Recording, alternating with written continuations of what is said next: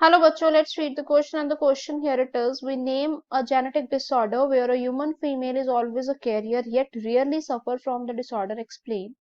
So सबसे पहले हम लोग यहाँ पे डिस्कस करते हैं की कंसेप्ट को. की कंसेप्ट में हम डिस्कस करते हैं कि जेनेटिक डिसऑर्डर्स होते क्या हैं. Genetic disorder. जेनेटिक डिसऑर्डर क्या है? एक मेडिकल कंडीशन है. It is a medical condition that is caused by a DNA abnormality की वजह से होता है. तो अगर मैं यहाँ पे बताऊं ऐसा कौन सा जेनेटिक डिसऑर्डर है जो ह्यूमन फीमेल है वो कैरियर होती है,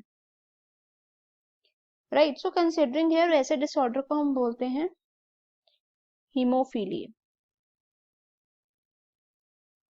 ठीक है, हीमोफीलिया ए भी हो सकता है, हीमोफीलिया बी भी हो सकता है, and it is one of the classic example of x linked recessive disorder.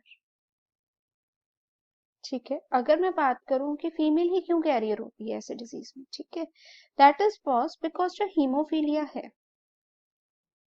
ठीक है, हीमोफीलिया जो है it is caused by mutation in gene, particularly caused by mutation that is gene.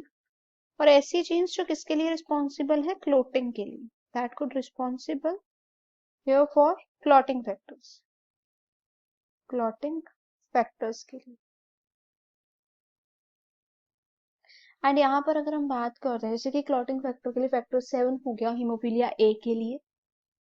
Factor 7 जो हो गया वो हो गया हीमोफीलिया ए के लिए. ठीक है, अगर मैं बात करूं फैक्टर 9 जो हो गया that could be for haemophilia B, वो हो गया हीमोफीलिया बी के लिए. ठीक है, तो अगर मैं बात करती हूँ मेल की कंडीशन में क्या होता है? Males they particularly have one X chromosome, they have one Y chromosome. ठीक है, जबकि अगर हम फीमेल्स की बात करते हैं तो इनमें होते हैं दोनों एक्स क्रोमोसोम्स.